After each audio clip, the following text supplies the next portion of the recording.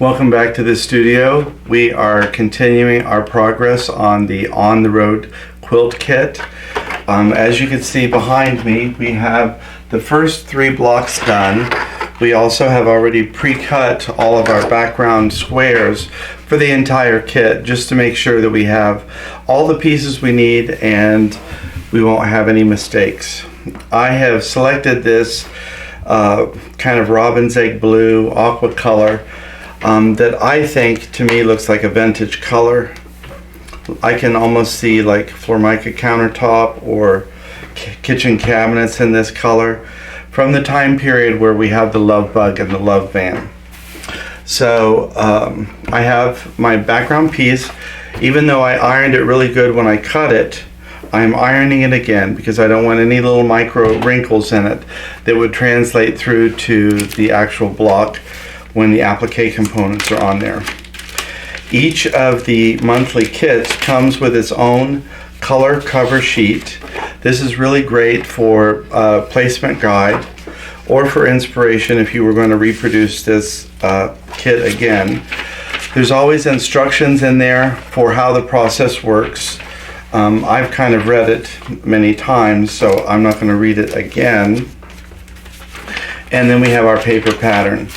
Now you can always save these paper patterns. If you want to do this again, you could cut out your own pieces using it, or you could use it as a needle turn applique project, either way. But I always like to take my paper out and iron out the creases, because I don't want one of those creases to distort the placement of one of the items and make that a permanent feature of my block. So it just takes a second to do that, and I'm just going to see the right way up. This is the top. I mean, I could easily just spin the block around, but I would like to take my time to make sure I have the orientation correct for the block before I start. So I have my color guide here, and I have all of my applique shapes. All of these shapes have been manufactured to be laser cut and pre-fused with the Steam 2. So depending on what kind of block it is, sometime with blocks like this where there's a lot of similar shapes, I will just separate them into similar shapes. Sometimes I'll go ahead and lay out the pieces as they will go in the finished product, so that when I get started, I just can pick them up and pop them in place. Either way, I like to reference the color cover sheet to get my placement correct. This is the flower. I'm starting to recognize these from having done similar ones in the past.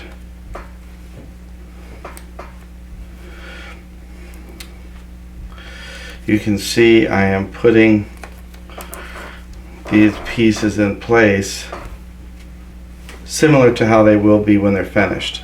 So I'm going to go ahead and pull you in. I have to be careful because I'll start daydreaming. That's what happens when you get old. I'm going to pull the camera in a little bit closer so you can see what I'm doing on here. You may not be able to see through the fabric to the paper backing. If you had a problem at home, you could always utilize a light box. You could tape the paper to a window and use that as a light source. The Steam 2 is tacky enough that even if this was hanging on a window, these pieces would stick to the background without any problem.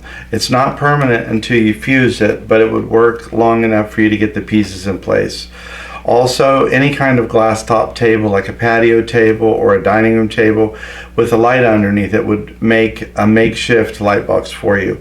I'm actually not utilizing a light box today. I've had people say that it helps them see on the video, and some say that it doesn't. So there's no way for me to win on that. I can see through it with this particular fabric, so a lot of times that's the deciding factor, is how heavy the background fabric is that you're using. The one I'm using here, I can see through, so it's enough for you to follow through. So let's pull you in and we'll get placing these pieces. I'm going to start with my little stem because that seems to be my balancing factor. And these little pieces can be a little bit more fidgety to get the paper backing off. They're also so small that the needle trick doesn't always work on that because it would be hard to get it in the right position anyway. I'm just going to start glancing over at the color cover placement guide and picking up the matching pieces as I see them. And these always trick me out, making sure I get these flowers in shape because they're just slightly different shapes as they go around.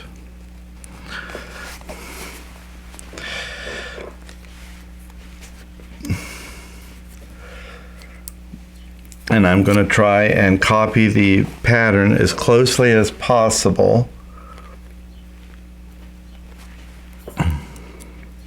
I have made mistakes. I know it's very rare to hear me say that, but it has actually happened.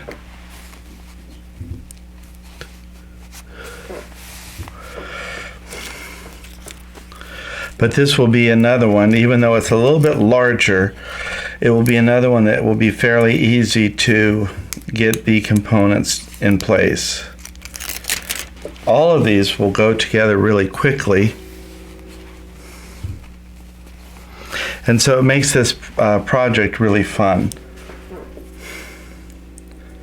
You could do it just as I'm doing 1 or 2 blocks a month, and then at the end of the year you have a really beautiful finished product that only took a few minutes at a time. Or you could knock through the whole thing in one afternoon and get really far ahead that way as well. Some of these look very similar on the color sheet, but after you study it for a second you can see how quickly you can start discerning one fabric from another. That one's off just a tad. Not that it would really matter in the long run. It would be fine.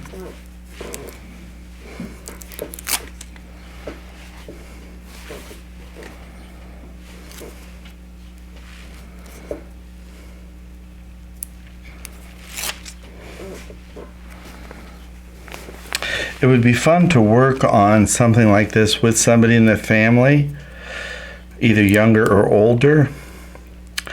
And you could have them help you as the year goes on, month by month, and then give it to them as a gift. And then they would have both the memory, the shared memory of working on it with you, as well as the quilt itself to decorate their home.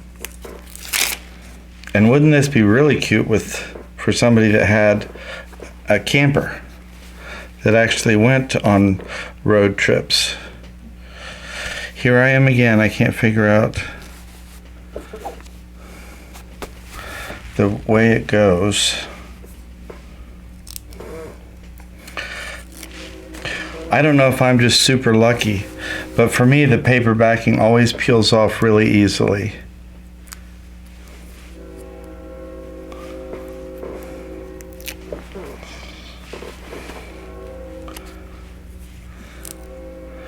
Almost forgot my center flower here.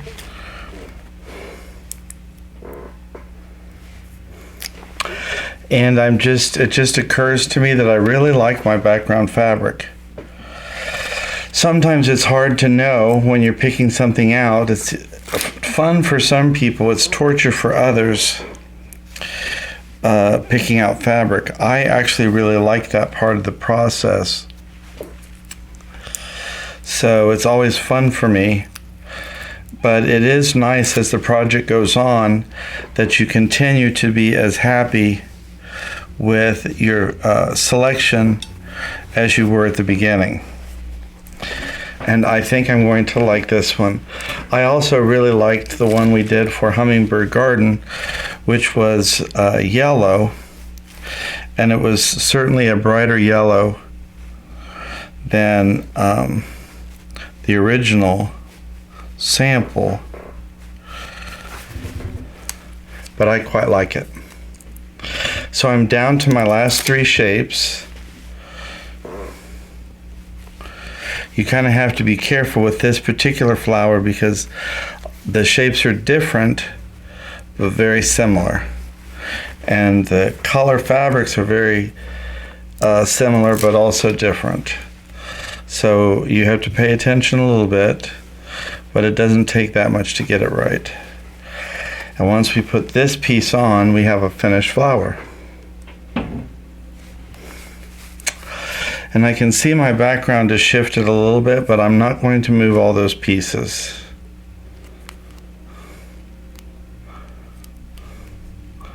I know people who are perfectionists who would, but perfectionist is not in my vocabulary. Sometimes for me, perfectionism is the killer of joy, and that is not my modus operandi. So we have this block, all the pieces are in place. You can see with the color guide that we have them as we wanted them. I always think it's funny because I always feel like the point should be facing in, but that's not the way that the designer created them, and so I'm going to leave them like that. But the value works really good, looks really good to me on this background. So I'm going to go ahead and get my pressing sheet out, and we can get this one fused properly and up on the quilt. You see I have my block on my Teflon pressing sheet. I'm going to go ahead and give this a good coating with my spray bottle of water. It's just pure water in here. I don't need any kind of starch for this. And I'm going to go ahead and overlap my pressing sheet so that it is sandwiched in between the layers. That should give me pretty good steam.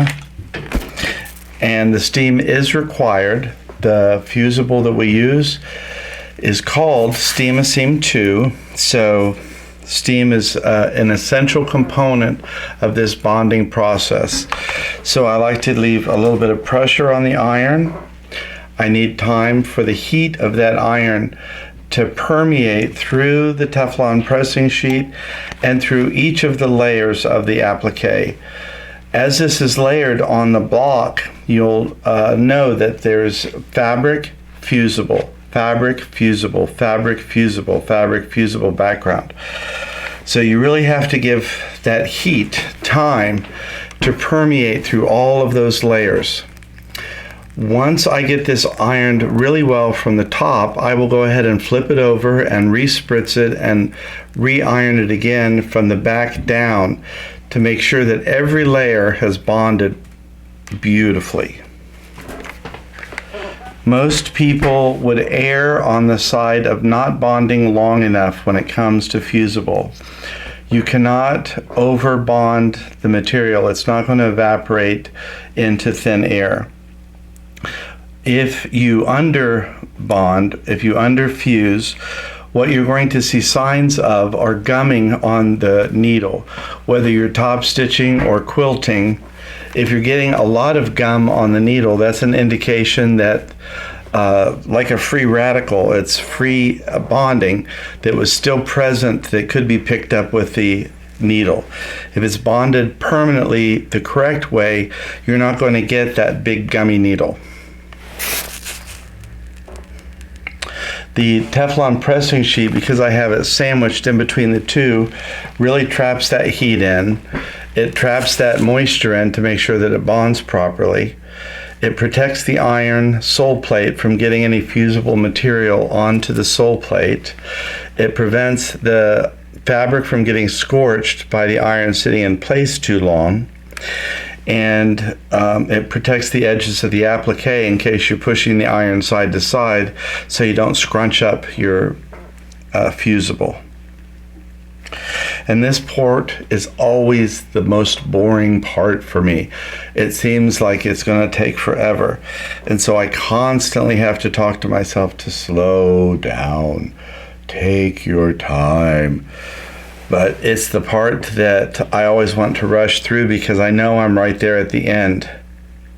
I feel kind of the same way about this step as I do with binding. You really would just like to hand it off to somebody else and have them do it. But I'm the only one here. So I know that it's still damp over there. I can see the darkness. But what I can do, I don't need the iron for the second, or the Teflon pressing sheet for the second part, but I could go ahead and remist this and iron it again from the back. And I don't have to worry so much about where there's no applique, like here and here. There's no fusible to be bonded there. I can iron it long enough just to get the moisture out of the fabric, but I don't need to bond anything there. So I don't have to have the Teflon pressing sheet over it because there's no chance of me messing up the edge of the applique. There's no chance of me getting fusible on the sole plate. You could use it if you wanted, just to protect the fabric from getting scorched. But I'm keeping an eye on that. Another thing you might ask me is, well, how long should I hold the iron in place? How do I know? And I can't answer that because I don't know what kind of iron you're using, what kind of environmental factors might be at play, what your heat setting is, the quality of your iron. These are things you're just going to have to play with a little bit.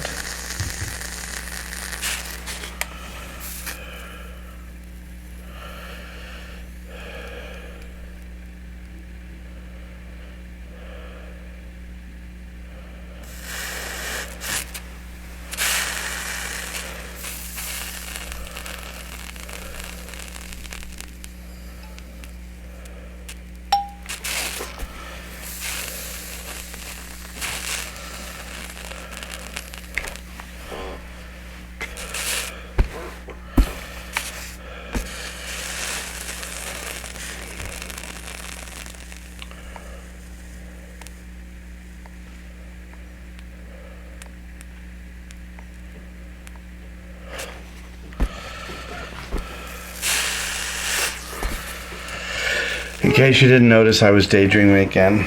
I'm going to go ahead and finish ironing this, and then I'll get it flipped over and show you what the block looks like.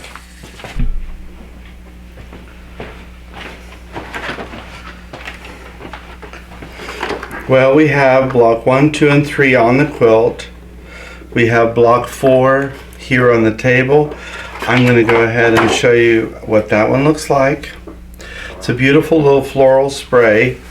I'm trying to be as accurate as I can for placement on these pieces, but if you change the flowers around a little bit, it's not going to be the end of the world.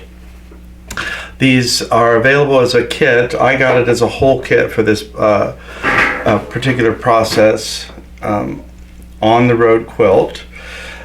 These are also, in many cases, available as a SVG file to download for like a Cameo silhouette or a Brothers Scan and Cut. And many of them are also available just as a paper pattern.